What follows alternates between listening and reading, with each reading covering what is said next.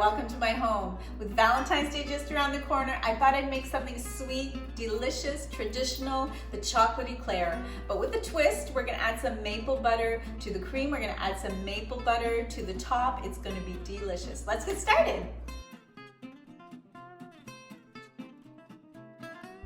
All right, so to start, we're gonna boil 1 cup of water in a big enough saucepan with 5 tablespoons of butter. So we're just gonna dump that in. All right, so once your butter and water have come to a boil, I want you to add 1 tablespoon of sugar. So now that the water's boiling and the butter is melted, we're just gonna shut off the heat and we're gonna dump in 1 cup of flour. And we're gonna put in a pinch of salt. Now you're gonna stir vigorously until it's well combined. Now we're gonna turn the heat back on for 30 seconds until there's a little bit of a film on the bottom. It's kind of like making Play-Doh. It'll all come together. All right. So from this point, we can see a little bit of a finish on the bottom. That's perfect. All right, so let's shut off our heat. We'll bring it over to the side. Now that you've taken it off the heat, we're gonna add an egg 1 at a time. Now you want to give it a stir until it's incorporated. I know it's going to seem like it doesn't want to mix in with the batter, but it will eventually. So you can also do this with a hand mixer or a KitchenAid, but I find by hand is just fine too. So that one's incorporated. Let's add another and a 4th.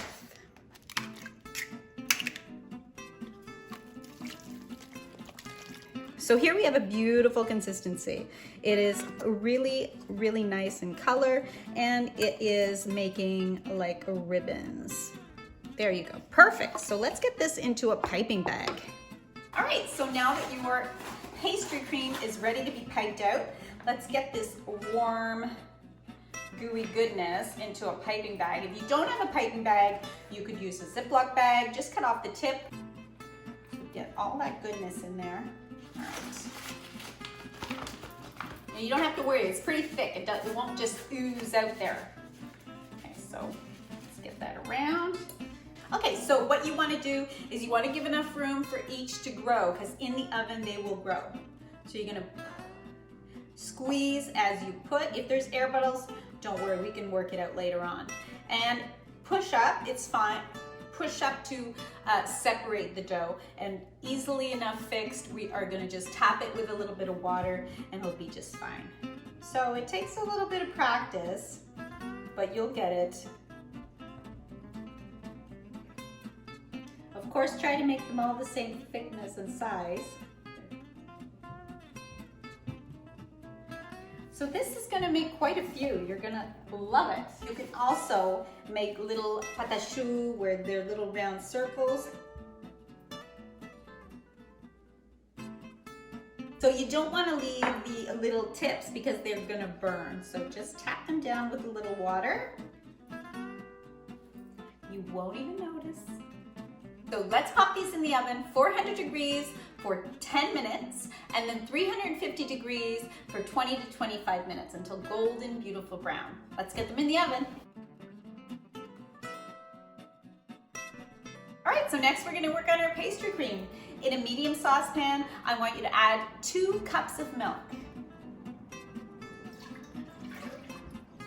And we're gonna bring that to a boil. At this point, you can add your vanilla. If you're gonna add a vanilla bean, I would add about half a vanilla bean, but I'm gonna add this homemade vanilla, which has all kinds of little seeds and bits at the bottom. So I'm just gonna shake it up and give it a little pour. About a tablespoon, 2 teaspoons, around there. All right, so once we're waiting for that to boil, we're gonna add 6 egg yolks to a bowl. There we go. 3/4 cup of sugar and some cornstarch, a 1/4 cup of cornstarch. Now you don't want this to sit too long because sugar will start cooking the eggs. So start stirring it right away. All right, perfect. So now that your milk has come to a simmer, we're gonna take it off the stove. So I'm just gonna ladle in a little bit at a time. This is called tempering the eggs. You wanna stir continuously. You don't want it to cook the eggs. You just want it to bring it to temperature. So a little bit at a time, continue stirring. You could add more as you go, more quickly. There, this is gonna make for a very creamy custard. The slower you go, the more creamy it will be. If you go too quickly, you'll get scrambled eggs. It will not be nice. You can start pouring it in gently. That's why I find it very handy to use a pot that has a handle. And you also might want to change direction. Sometimes I whisk this way, sometimes I whisk this way. It makes it a little easier.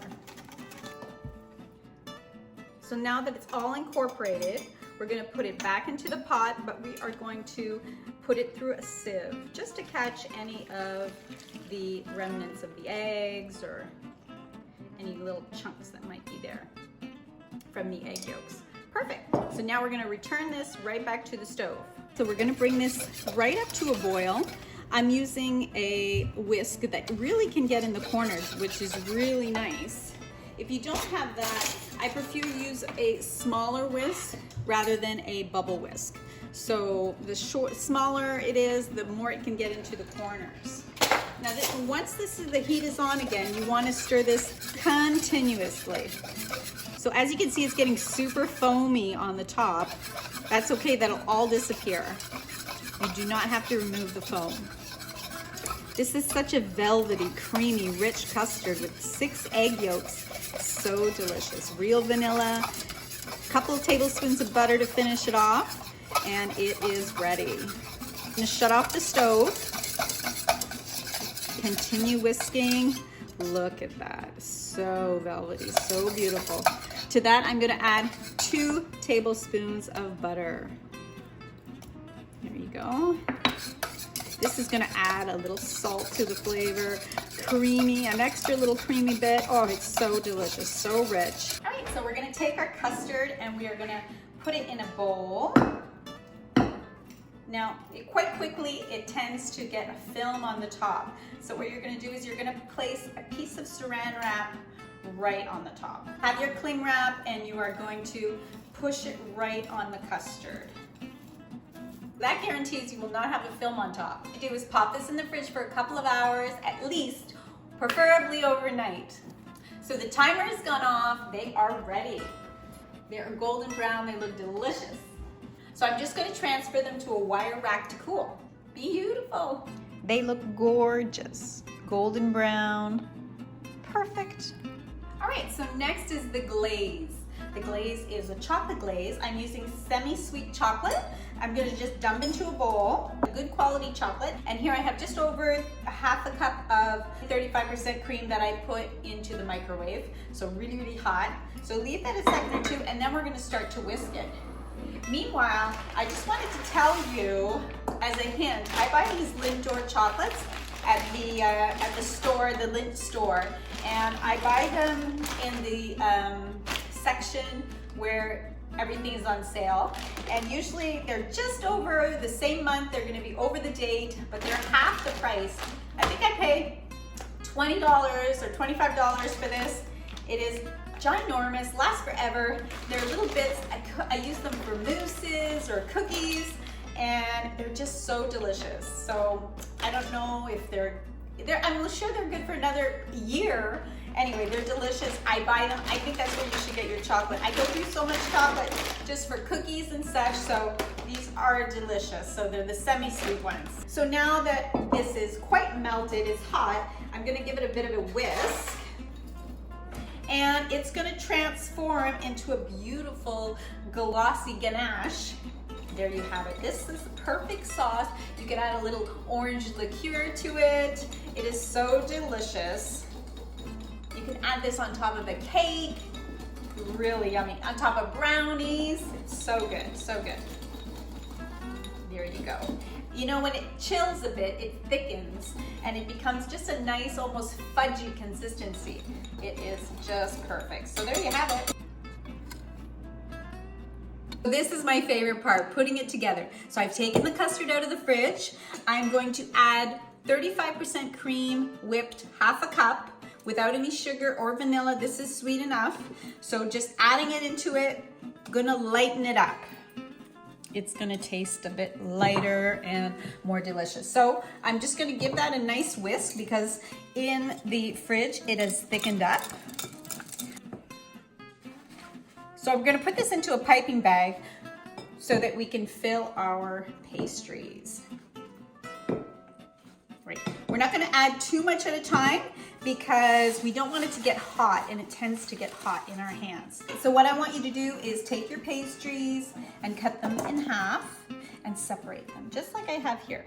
All right, here we have our maple butter. What I did was I gave it a good stir till it became really, really smooth and delicious.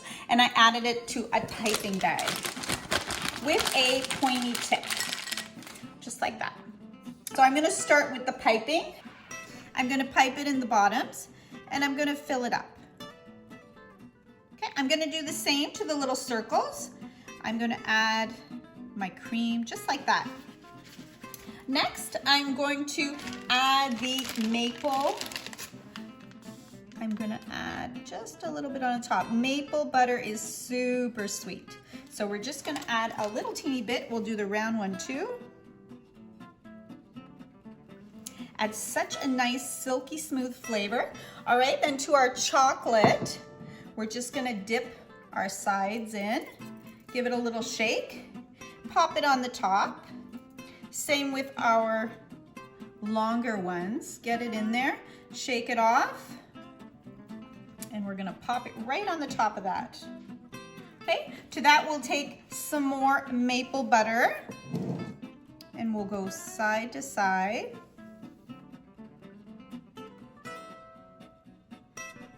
Then with a toothpick, we're gonna go from one end to the other. Just like that. And we'll do the same to the circle, to our little choux pastry. You could also fill these with ice cream or whipped cream or even savory things.